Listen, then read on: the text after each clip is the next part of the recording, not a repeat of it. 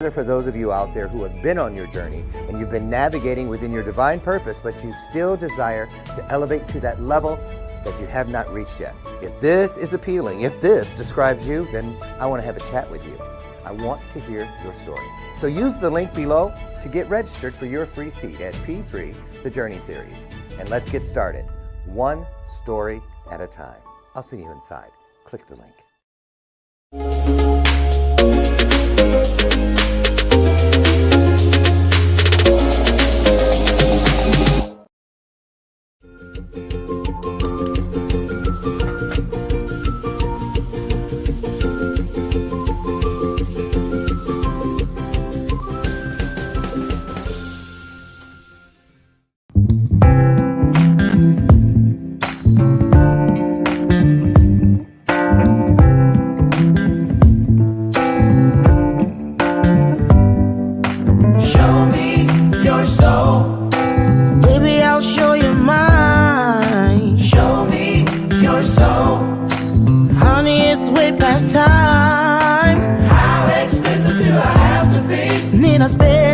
Before you get it, baby, show me your soul. And honey, I'll show you mine. I'll show you mine.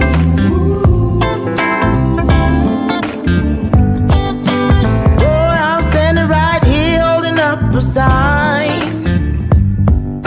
shamelessly displaying my state of mind. You walk right past me, pretending like you don't see what's yours for the taking tonight. Woo! Lord have mercy. I was in there peeking at today's guest bio. I was like, ain't she got a lot to say? She sure does. And I'm like, okay, I'm gonna pick a couple things out, Miss Sue, and let her. Y'all know I don't read the whole bios anyway. I don't care if it's that 6 words. I like them to tell you about themselves. Like them young kids say, my nieces, if they kill me with that, I can show you better than I can tell you, Uncle Loren. Well, show me then. Ain't nobody scared of you, right? Oh, it's a great day in the neighborhood. It is Thursday, the 9th of November, boy, and it's Christmas everywhere. I'm so sick of it already. I ain't lying, but I started shopping. Sure did. I was like, I'm getting ahead of it this year. You all know I was in the hospital over the weekend from Friday night to Sunday with my little souvenir. You know, I'm just that kid. I got to keep the little souvenir, the little, little arm thing. Yeah, that some kind of bite or scrape or something on my left leg, cellulitis. Woke up that joint Friday looked like an elephant's leg. I thought, whoa, right? Sure did. Ooh, call my doctor. She's like, get on into the emergency room. Well, she said, go to the ED. I'm like, what's that? She said, the emergency department. So I went and they said, oh, you need some antibiotics that you can't get over the counter. And so I stayed, would have come home Saturday, but I apparently got a small fever during the night on Friday. And nope. You got to stay till Sunday. So all went well Saturday night. It's pretty much back down to normal. No pain or anything, no discoloration, no heat. So thank you, Jesus. Thank you. Excuse me, sometimes universe, God, everything that's greater than us, they got to do little things to set us down for a minute, take us out of everything. And I'm going to tell you, oh boy, you're sitting there and every time they go and do it, they draw blood all during the night, don't give you no rest. I ain't kidding. I'm like, seriously? Y'all just gonna keep coming up in here just whenever you want to? And then, you hear people moaning and stuff. Let me tell you, every time they came back and said, well, good news. Because you sit there going, what if it's not that? What if, many times people they've gone out and come back and said, well, we kind of found something. I was so grateful. So I said, thank you, God. Thank you, Jesus, for, allowing me to come through this with a warning. I'm feeling like I'm in a season, you guys, where the universe, God is they're challenging me to raise my temple. That's exactly how it was put to me. It's time for you to raise your temple. So it's never too late. And we're going to talk about some spirituality today, but in a different way. Many of us today who are finding our way into higher consciousness, if you will, everything from Reiki to NLP to plant medicine, all kinds of different things, right? Most of us got our start in some form of traditional slash organized religion. For me, it was Seventh day Adventism. Went to church on Saturdays, didn't eat black pepper, couldn't read comics, couldn't play pinball machines, better not get caught dancing. Wasn't nothing known as makeup or jewelry, none of that. Today, when I look back on it, there are a lot of things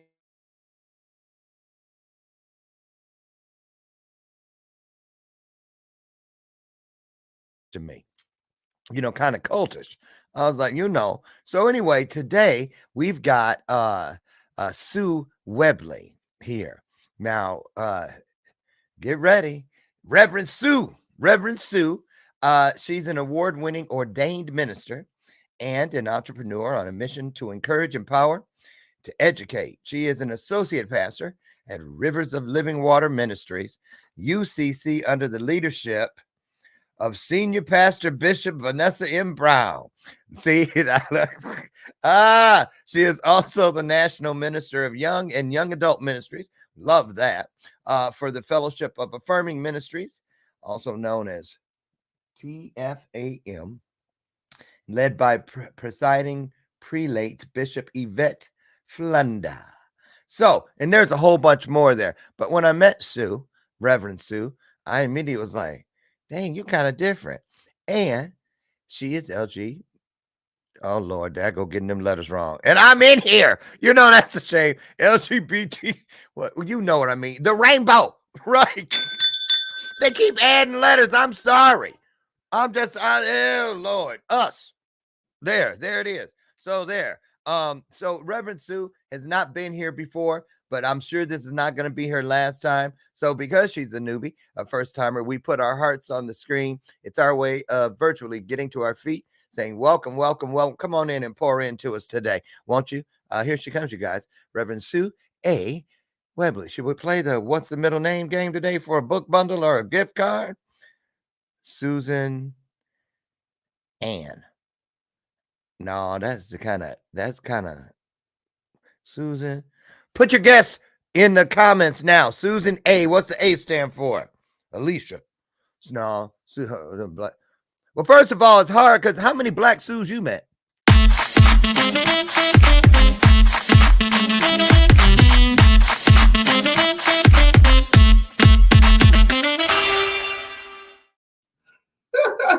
I'm serious. I only know one black Sue, Sue Walker, from 7th grade. Listen, I tell people, we're from Yard, we're from Jamaica, so there's a whole bunch of Susans in Jamaica. There are a bunch of Susans in Jamaica. Someone else told me. Well, was it you? Did I bring this up when we first met? Yes. Okay, so it was you. It was you. So welcome, Reverend Sue. Child, tell me. Well, yeah, I know Reverend Sue, but Sue's fine. Sue's good enough? Yeah. Okay, because I want to, I ain't trying to get, on the wrong side. It's hard, So you look great. So, okay. Let's talk about your look. Because they want to know. Because talk about how many times people assume, what, she got that Jada Pinkett thing? Maybe she's going through cancer. Or maybe she just chose to shave her head. It's a statement piece. I'm going to dip out for about 60 seconds, let you take it, create a vibe, talk about all of it. Let's get the elephant out of the room. And then we're going to come back and get started about all this great work you're doing. Okay. All right. All you, take it away, girl. Hey, y'all. So I am so excited to be here on Dr. Loren's show. So hey to everybody. Hey to all of you who are joining from my social media. Thank you for joining us this morning. So about my look. So I do have alopecia. Okay. And wore my locks way down my back for many years, and hair started thinning, couldn't hide it anymore. Then started wearing wigs, started rocking wigs. And I felt like I was bound to the wigs, right? I was so ashamed of losing my hair. I was raised that a woman's hair is her crowning glory. And so I felt like I was losing myself, losing my femininity because I was losing my hair. So I walked around with shame for a very long time. And then finally, Christmas Eve, I think it was in 2016 or 2017, I gave myself the gift of freedom and decided to shave off whatever was left. And this is how I've been rocking it. Now I will rock a good hair wrap, and I will rock a wig if I feel like it. If you But feel now I like it. don't feel bound to the wig. Now I don't Right. feel, and I had people when I first started walking around with a bald head. I had people tell me, "Oh, women's head should be covered. Oh, why don't you wear a wig? Oh, you don't look like you don't look like a clergy." Because listen, I'm fat, black. I have tattoos and piercings and a bald head, and I am 100% clergy. So Yeah. I don't have the look. And I'm glad you don't, because you know what? Things of the spirit, things that are here to pour into us, to serve us, can't be put inside containers. Mhm. They're boundless. Joy, love, freedom, Yeah. all of those things, none of those things I just named they're not things. They're places. Yeah. You see what I mean? And I'm proud of you for doing. That's why I was like, I ain't ashamed. Now you and I didn't talk about that at all the times that No. we've met so far. I was saving it for the show. And because I think that's the way it's supposed to be. And Yes. here we are, members of the LGBTQI plus. There, I got it right for once. You got it right. Thank you. um, family. And so, of course, we always did know what it felt like to hide and this and the other. So Mhm. let's talk about your story, your backstory, little origin story. Where'd you grow up? What was the family dynamic like?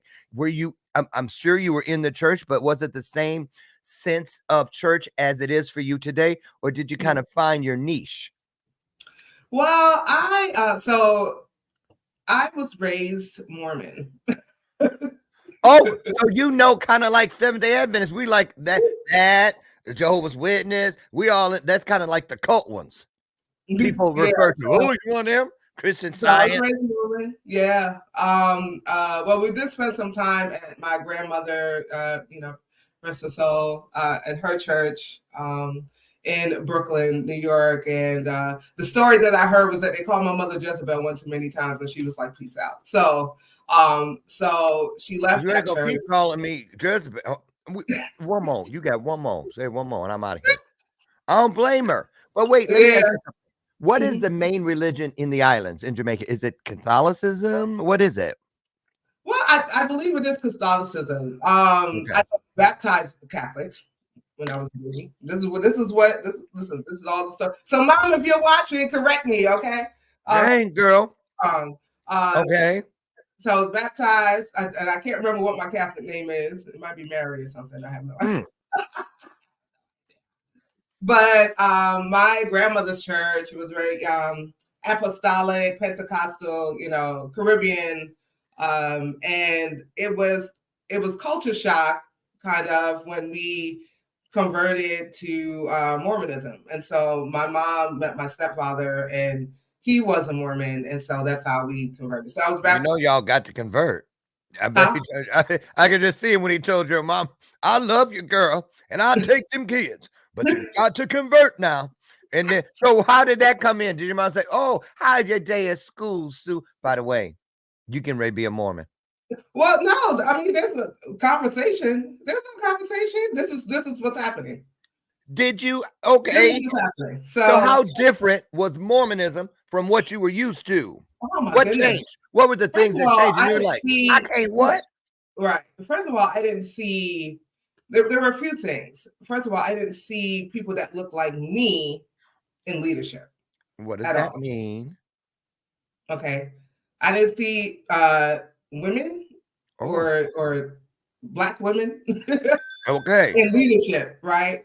Meaning maybe I'm an evangelist, I'm a preacher, whatever. So the women were they visited the sick, they took care of the children. I didn't see anyone as an example of where I am in ministry right Now, now. did you see many blacks, period? Because they come walking up the driveway today Right. where I live and will give Yes. you, and I got to admit, at least we don't drop to the floor.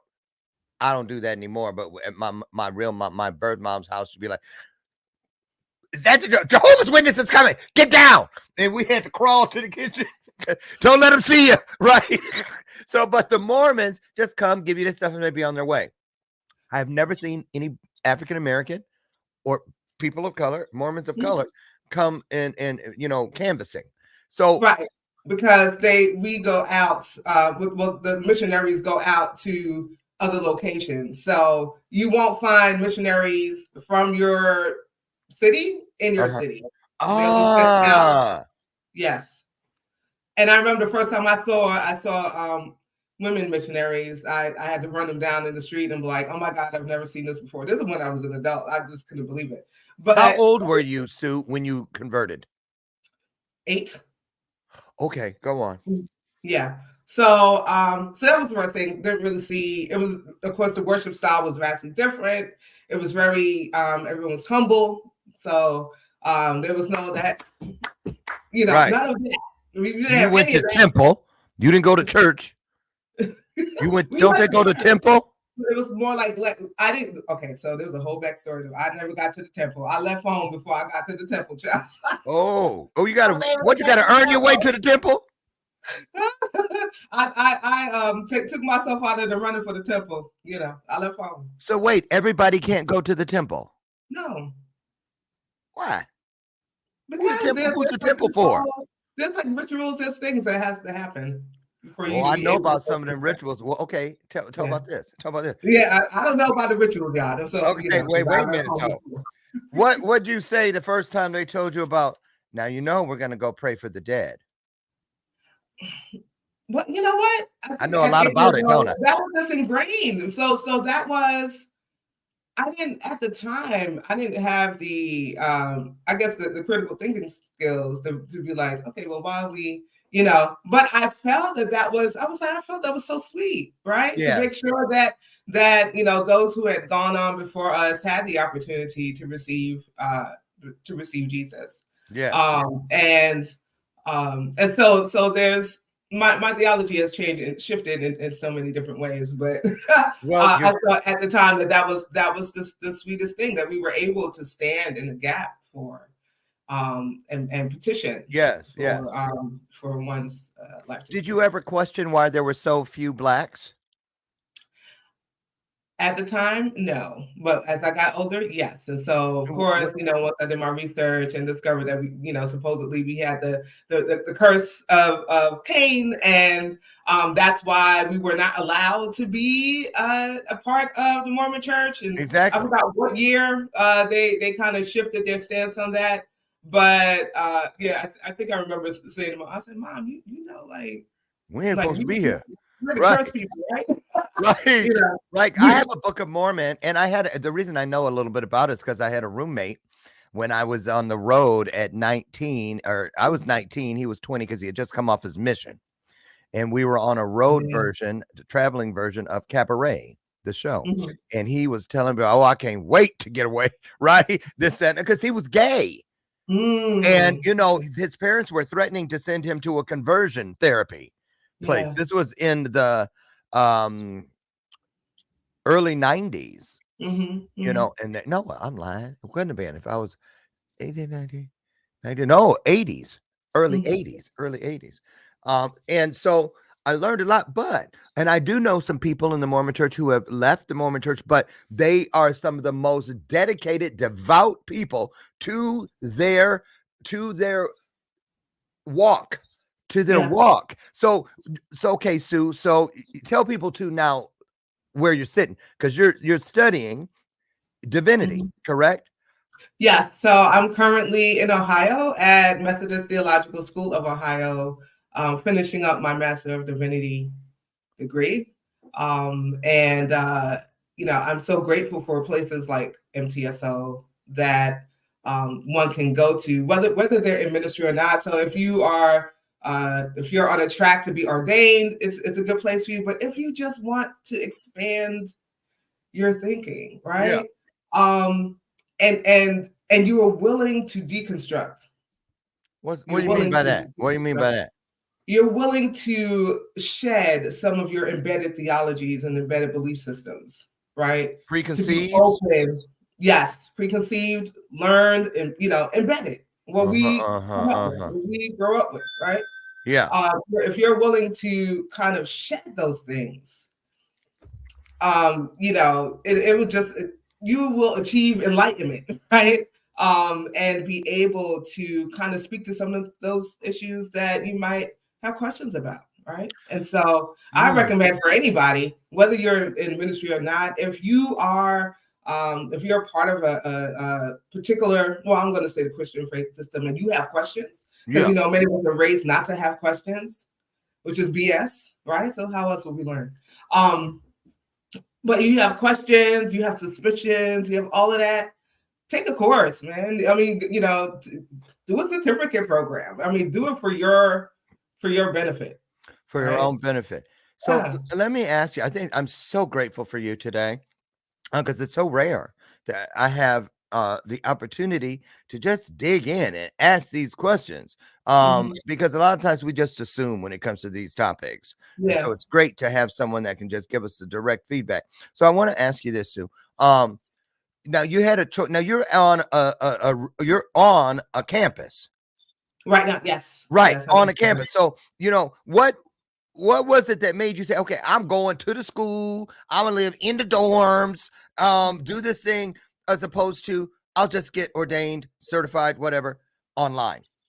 Right. So while I'm already know the difference later. Huh? Listen, all y'all listening, I earned my ordination, okay? That's what we'll talk about that.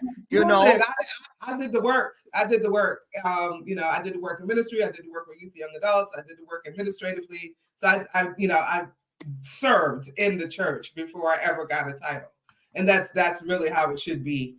But my decision to come on campus, one of the things was, like, I know that I learn differently. Right? Some people can do asynchronous. I tried it for many years, which is why I'm still, working on my MDiv. And I tried that for, just kind of doing the course online, and it really didn't work for me. And I realized that I need to be in community. I need to be in the classroom. I need to be able to speak to people, to kind of, hey, this is what's coming up for me for this reading. Can we talk about it? Can we unpack it a little bit together? That's how I get understanding. For me, if I'm reading a book, like, I know I have to kind of read it to kind of get it.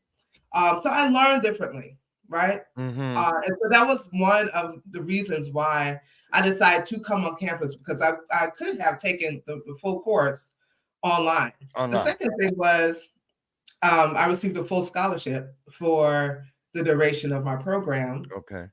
And it was more beneficial for me just to move to. So I moved to an apartment, a 2-bedroom townhouse on campus. Yeah. So how many people, like when you're in a lecture or a class, and you have, what's the average amount of students in this program? Let's see. Well, it depends. A lot of them are still online, right? So we have this hybrid space where folk come in on Zoom. Some of us are in person with the professor, and then we also were able to see and interact with all of the other students. So maybe like 10, 15, 10 or 15. Yeah. Okay. So all these people, I'm assuming, are not cut from the same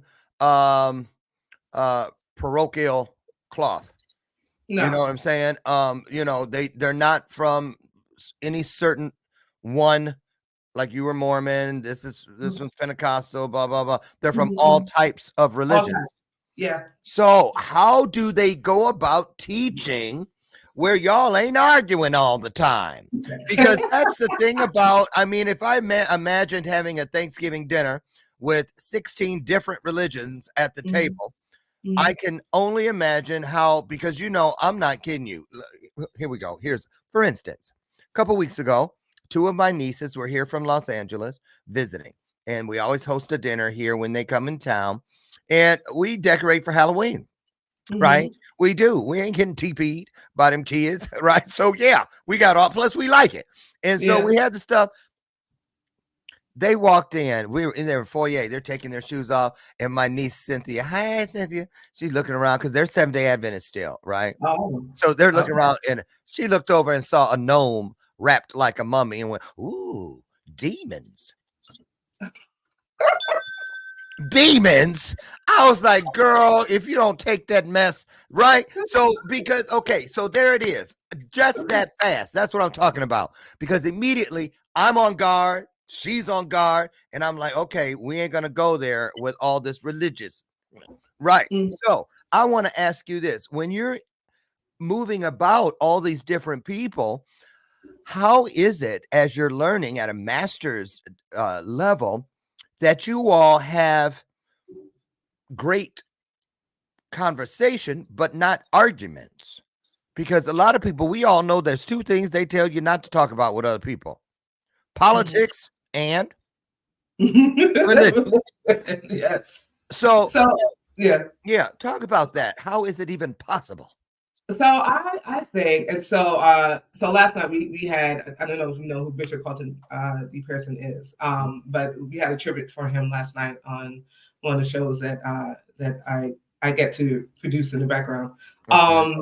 And what he talked about opinions, right? Mm-hmm. We don't lead with our opinions here Ooh. because everyone has one. Mm. And as Colton, Bishop Colton D. Pearson said, that everybody has one. They're like assholes. Everybody has one. They all Everybody stink. has one. So I think that is part of why we can kind of navigate the space together without argument. We're not leading with our opinions. We are fully aware that we are there to learn, and we are learning together. Many of us are learning things that we never thought we would ever hear about the scriptures, about Jesus, about some of these stories that exist in the biblical text, right? About why, how and why the canon was put together, things that we were probably raised believing. We are all there to learn, right? Something different. And it's a stretching, right? We're there to be stretched together. Now there's some of us that are here that are this, that say, well, I don't care what knowledge that I'm getting. I'm just here because my goal is to be ordained and I have to complete this assignment or complete this particular track, complete this particular degree so that I'm ordained in my faith tradition. Yeah. I'm going to stick to my belief. And I think they do themselves such a disservice Mm-hmm. when they close themselves off to knowledge, right? I believe in leading from an informed and not ignorant place. And so, yeah, for some people, it's like going your entire life believing that that your parent was your parent and finding out that at the age of 60 that parent wasn't your parent. It's like this jarring, this ripping, but you have to be able to go through the process, and we respect each other. We really do all come from different places here, and we respect each other on this campus, and I think it's a beautiful thing. It's a beautiful thing. That's awesome. Do you find that you could be forging relationships that you'll have your entire life with Oh some yeah, of these definitely. folks? Oh Okay. yeah. And Oh yeah. you hear the dreams of, I'm going to go into the missions, or I'm going to start a church, or I'm going to be a youth program pastor. You hear all these things. Yeah, I hear. Yeah, definitely. And Okay. a lot of them, it's not about just having like ministry and inside of the four walls of the church. Real ministry, real service takes place in community. In community. Right. And so in terms of nonprofit management, and leadership, I mean, there's so many different avenues that you can go with the theological degree. So it's not Wow. just the work that you're doing inside of the four walls of the church. Because again, the real work takes place in community. The work is not inside the four walls of the church. So let me just ask, has this ever happened? So you and some of your friends or some of their friends, people that don't know you and stuff, you be sitting around like, oh, this is Sue. Boom, boom, boom. Like, okay, so what y'all want to do next? And then they go, well, I thought we could go to the, oh, and by the way, Sue in the divinity program. Oh, Ooh, look at the oh, I forgot I got some homework. I'll see y'all, catch y'all later. Is it like Sue, do you ever feel like you're the proverbial buzzkill? Because I you, have people scared to cuss around you, they listen. scared to tell certain off-colored stories.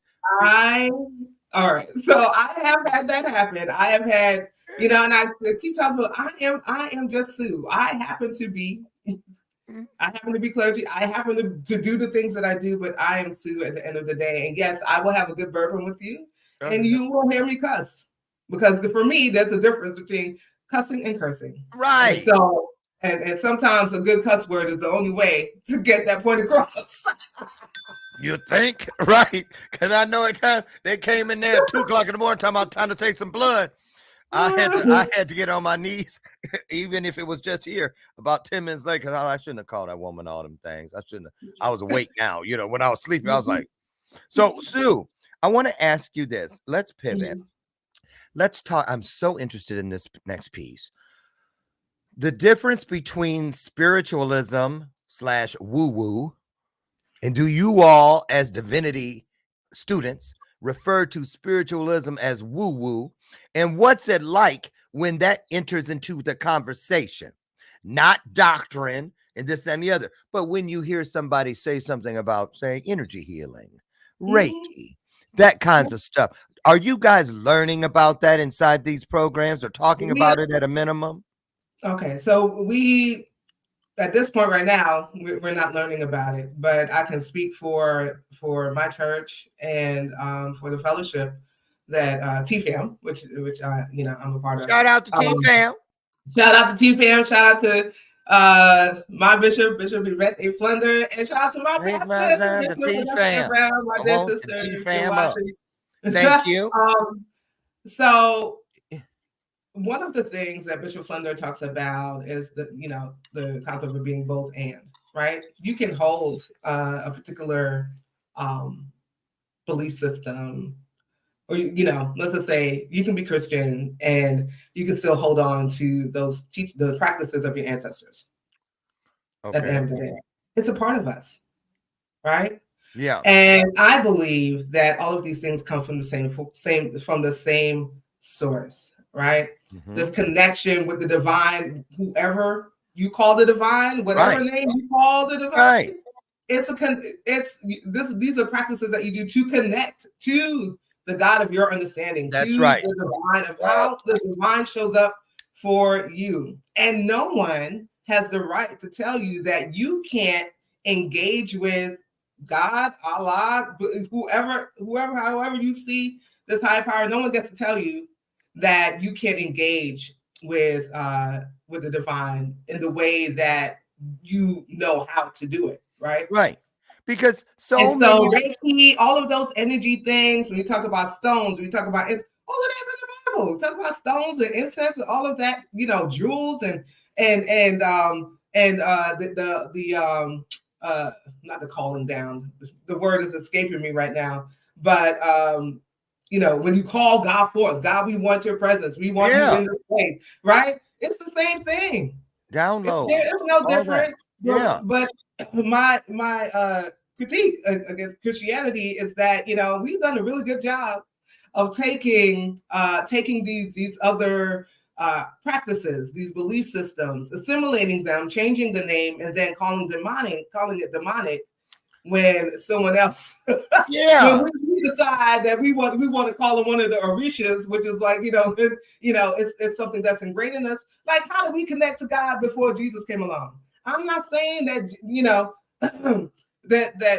now listen, I rocks with that. I rocks with that brown Palestinian Jew. Okay, I rocks with Jesus, right? Uh-huh. But how do we connect? How was God moving? How was God working? How was God connecting with us? How was God blessing us before Jesus came along? How indeed. We had a connection to God. And so, I think for the most part, Western Christianity in particular has, kind of served to try to disconnect us from our ways of being, and focusing just on all of the rites and the rituals and the practices and stuff like that of Christianity. Do you think, Sue, that Yeah, because a lot of people, here's the thing. I never could understand, even when I was submerged deep within organized religion, I couldn't understand why, if we all served a higher power, some, Jehovah's Witness. I have a brother in my birth family, Duran, who's Jehovah's Witness. So it's Jehovah for him. It's God for me. It's Jesus for me. It's Father Mhm. Abraham for me. It's the angels for me. It's Mhm. I ascribe to greater than all of those creatures and things that God created through the same portal that He created me to be of service to this world and to ease suffering in this world. I refer to them as greater than me. Because I'm gonna Mhm. tell you something, Sue. Even if you lock me in a room full of roaches in the dark and turn on the lights, in that particular moment, when the lights come on, them roaches greater than me. Because I can't move nearly as fast as they just did. So there it is, right? So because I want to be humble. Ooh, I think we are frozen a little.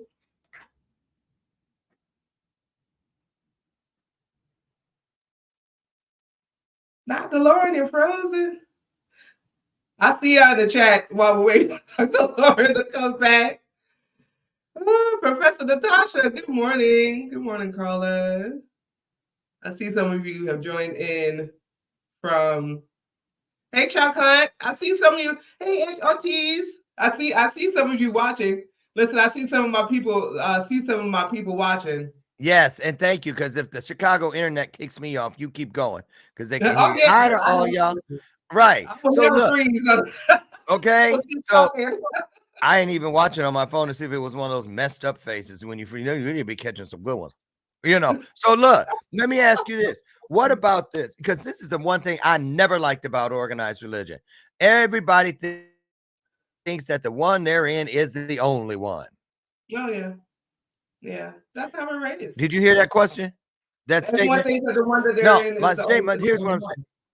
Mm-hmm. Yeah, is the only one. And then when they Yeah. start judging, you're doing everything against everything that you claim you stand for. Christ-like, unconditional, all of Mm-hmm. those things. And so I'm just asking, in your opinion, because you got your fingers on the pulse today, currently, is that getting any better? Which is why I was asking about the different backgrounds all coming together there on campus and through, in your conversations and classes and stuff. Is it still that our way or the highway mentality that a lot of the organized religions carry? Yeah, if you're still in it. If you are still subscribing to one of those denominations that believe that, it is absolutely the case for you. But a lot of now we have these liberation theologies and these churches that are expanding and becoming more open and affirming and welcoming and inclusive, not just for the LGBTQ plus community, but in terms of People. thinking, right? The Yes. study of the mind and knowing that yeah, some of those ways and practices that we kind of grew up with and that we engaged in are harmful and not helpful, right? Mhm, mhm. Um, it's bad news and not good news. And so at the end of the day, if my gospel, my version of the gospel, of the way that I practice my faith or the denomination that I'm connected to, if my denomination is condemning and condemning others, putting other people in hell, not recognizing the rights of other people or totally against social justice initiatives and all of that, that is not a place that I want to be. If I can't bring my whole self to the church, I don't want to be in the church. God made me in such a marvelous way. God made all of us in such a marvelous way, and we shouldn't have to fracture ourselves. We shouldn't have to leave any pieces of ourselves outside Mhm. the door to be accepted into your church. Child, I'm like, peace out, because it's not where God wants me. God wants me to live in my fullness, in my in my authenticity. I believe that Yes, it's an affront to God when you don't show up as your true self. That's an affront to God. exactly. Why would He So have created you as you? right. And He said right there, "Come as you are." come as you are, but they're liars. They're liars because they don't want you to come as you are. I They know. want you to come and And then they want you. switch up and then assimilate. Listen, God has, I always talk about the Borg. I love Star Trek. And so I Okay. always talk about the Borg because everybody knows, knows from Star Trek back in the day. One of the I guess the villains, so to speak, were the Borg. And they went, and assimilated uh full cities, full planets, right? And everyone was of one mind. There was no thinking for outside of the hive mind, right? That's not the type of relationship that God wants us to have. No. The way God shows up for me and manifests God's self to me, it's not going to be the way that God does for you, because my relationship is personal. My relationship is unique, as is yours, right? And so I'm going to honor how God shows up for you. Yeah. And the direction that God moves you and guides you to walk, I have to honor that, because that's your relationship with God. Right now, I also understand that there's some ways of being, because again, we go back to this embedded theology and and things that we don't want to let go of, right? There's things that we want to continue to hold on to and we're too afraid to let go of.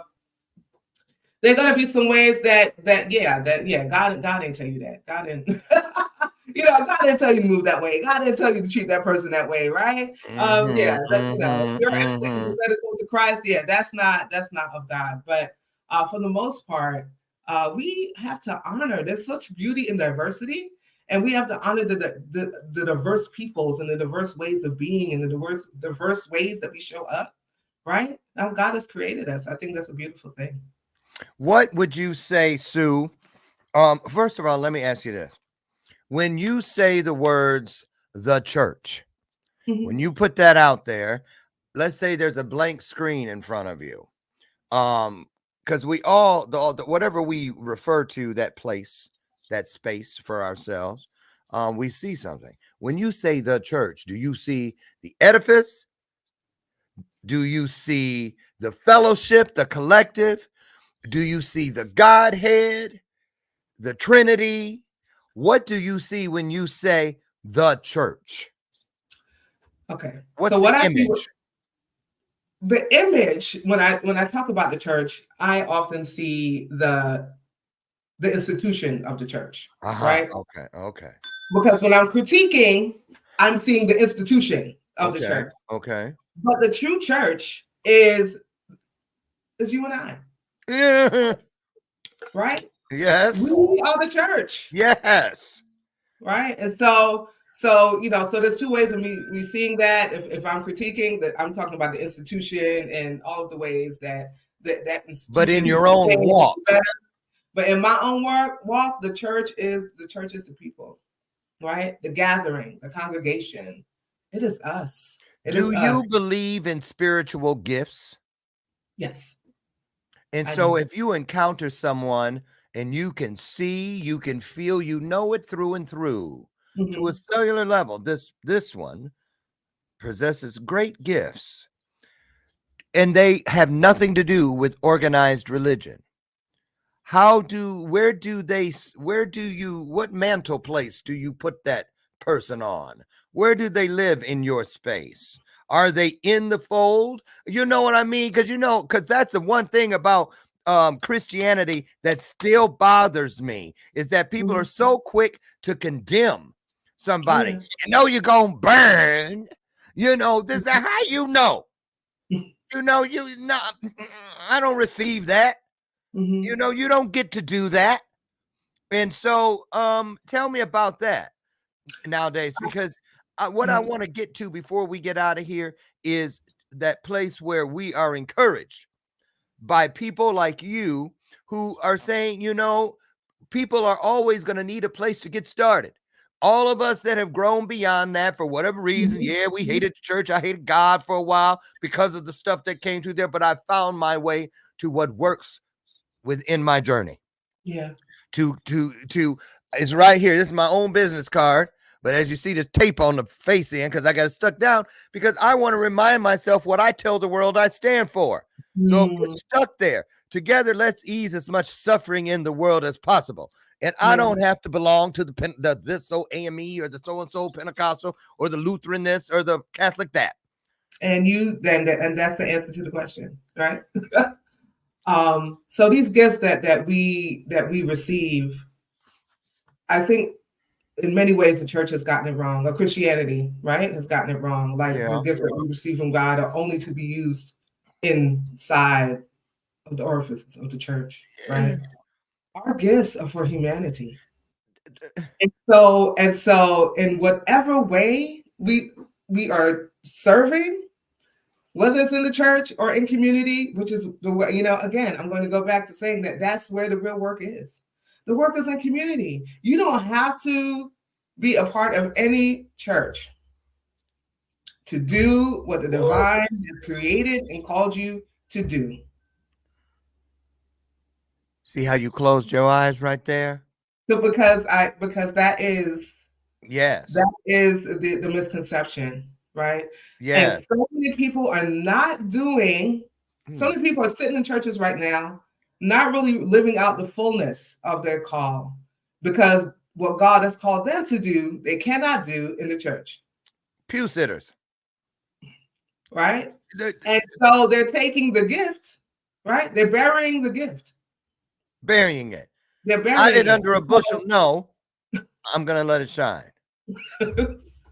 They're burying it because the church has taught them that they can't sing R&B. Or they can't work. You know what I'm saying? They can't. They can't stay away from those ones that are sick, even though you have the antidote to all of the poison. So you do not, whatever the divine, whatever you believe in your spirit, in your soul, in your heart, that you are called to do it, right? Do it. The gift is not for you, right? The gift is for humanity. You will be blessed because of it, right? But do it. Stop sitting on it. If I love when I tell you, I always big up my pastor because she is so big on whatever God has called you to do it. Right? There are many pastors, right, that I've met along the way that refuse to allow you to do things outside of the church. Right? Do it. Live in your fullness. That's like being a nurse and saying only help people if they're in the hospital. Right. So if you see somebody fall out at the flea market, better step over them, because you ain't in the hospital. Right. So do it. You don't have to be connected to your church. You're already connected to God. Amen. You're already connected to the divine. Amen. Right. And so you move how God, it's what's that song? Move just like that. Yep. When he say move, I move just like that. You move just like that. And so when God moves, you move just like that. And screw what anybody else has to say about it. And I'm gonna tell you something, Sue. I encourage people, no matter what walk they have, as long as they have one. I always say, Q Olita Adams, get here if you can. I don't care if you took the railway, the trailway, the camel, any of it. Get here. Find yourself something that is greater than yourself. Because the enemy, those things that do not serve us, all fall into that one category as enemy. And the thing is, its primary goal is to always get us to a place where we believe we are alone. That is why we have the promise of 2 or more.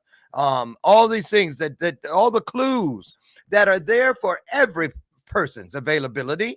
And I say this, I always encourage people that this is where spirituality, religion, I believe we can come together. If nowhere else, I always say this.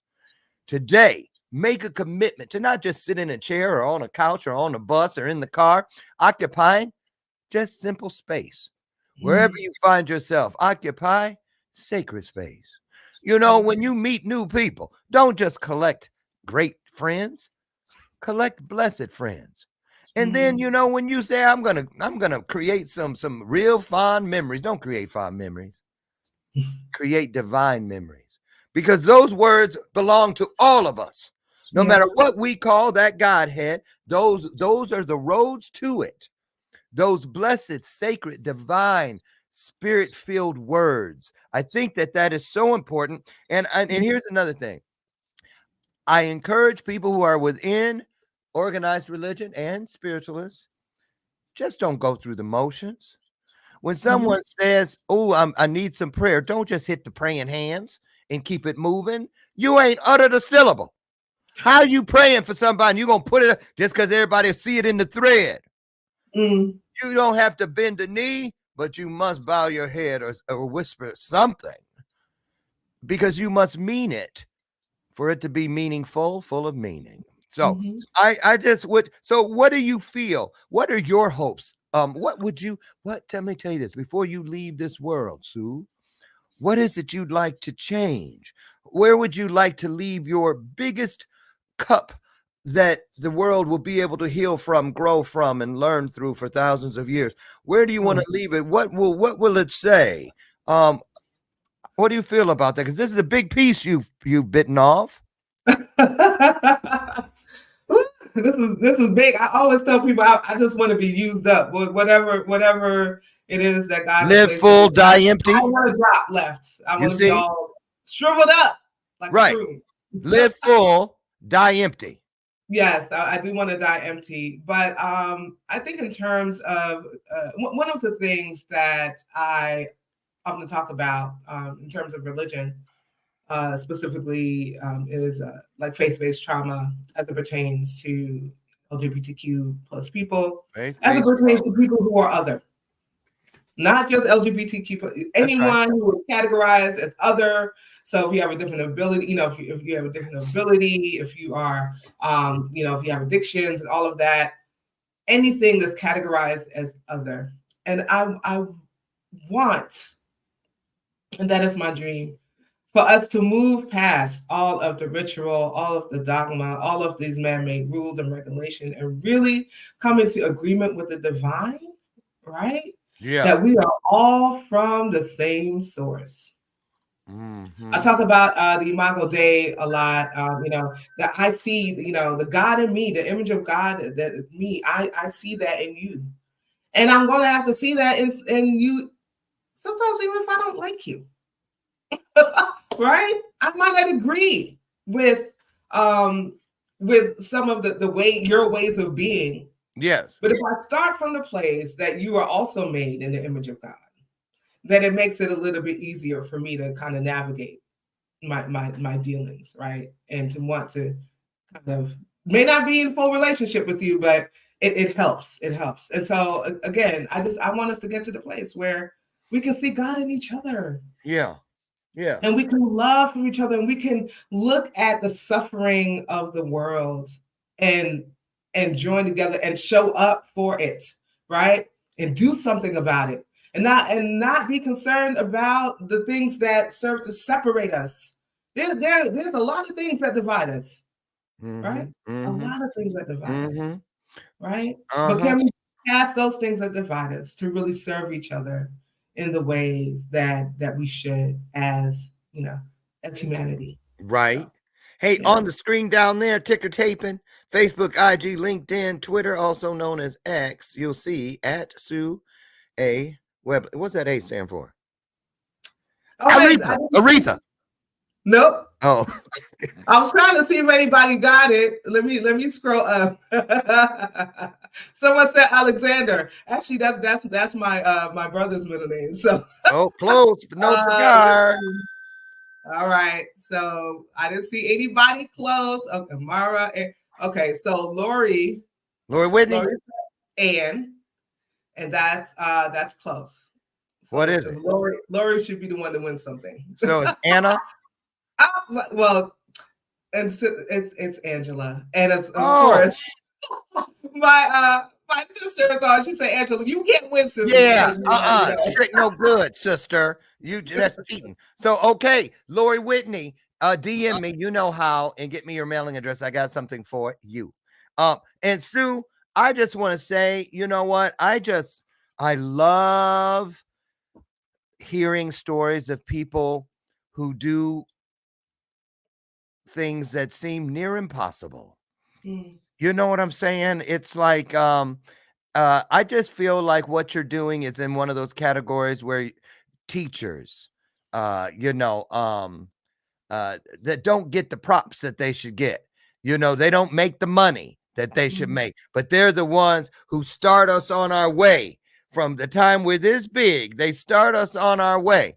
And that includes usually some form of spiritualism / religion, something that, and I'm so glad to hear that there are those like you and others who are coming together and learning a better way for availability, accessibility for all, diversity and inclusion within religion. Oh, whoever thought, right? So I am just so encouraged. I would love to keep my fingers on the pulse of what you're doing.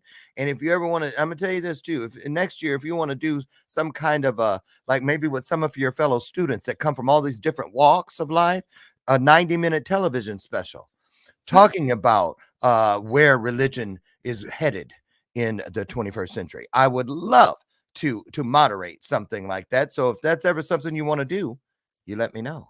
Okay. Right, let's talk about it. You guys get to Facebook, IG, LinkedIn, and X, and check out all things Sue A. Webley, Angela.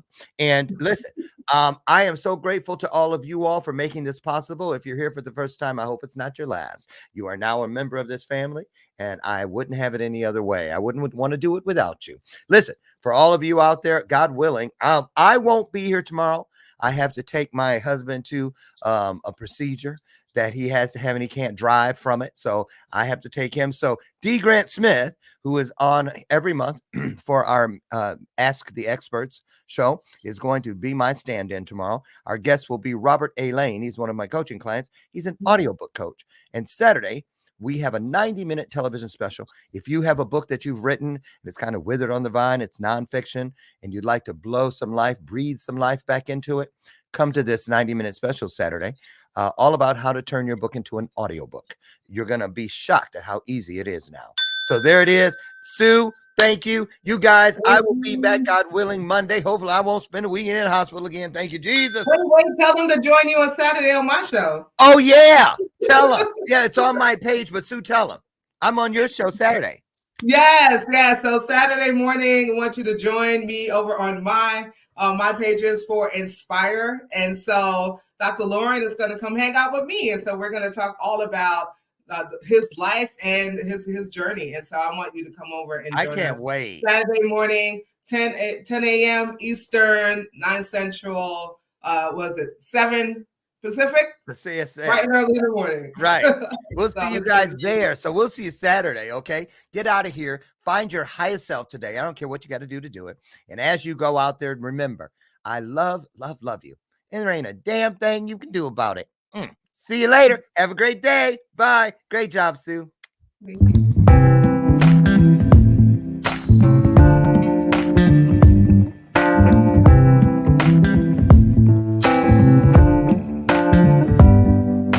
Show me your soul. Baby, I'll show you mine. Show me your soul.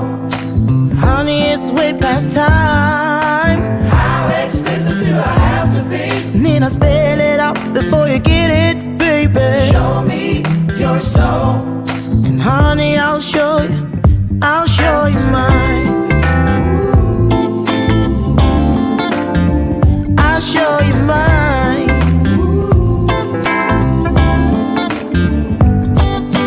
Boy, I'm standing right here holding up a sign, shamelessly displaying my state of mind.